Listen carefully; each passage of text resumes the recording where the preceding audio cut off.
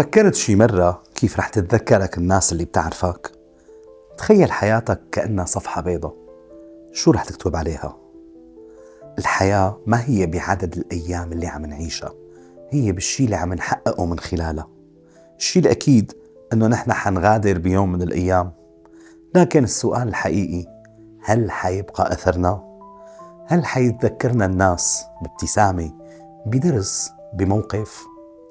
البصمة مو مجرد نجاح شخصي أو حتى إنجاز مادي، هي لحظات إنسانية صغيرة.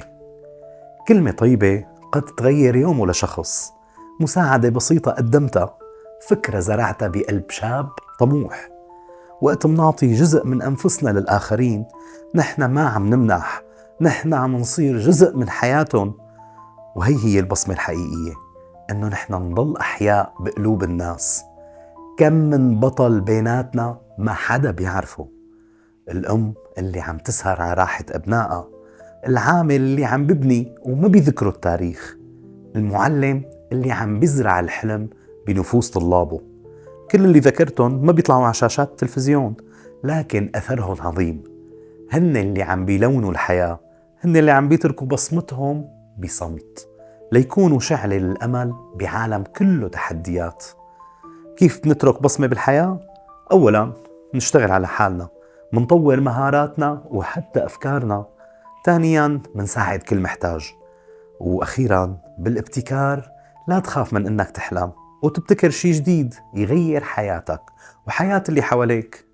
البصمة مزيج من أفعال صغيرة، كل خطوة صغيرة عم تعملها للخير، كل كلمة عم تقولها، كل فكرة عم تشاركها، هي أساس بالإرث اللي حيبقى. فكرت إنه بصمتك ما رح توقف عند حدود حياتك؟ اللي عم تعمله اليوم حيغير مستقبل أجيال قادمة، ممكن يصير بداية لسلسلة من التغيير الإيجابي. مو ضروري تشوف ثمار اللي زرعته، بس المهم إنك زرعت.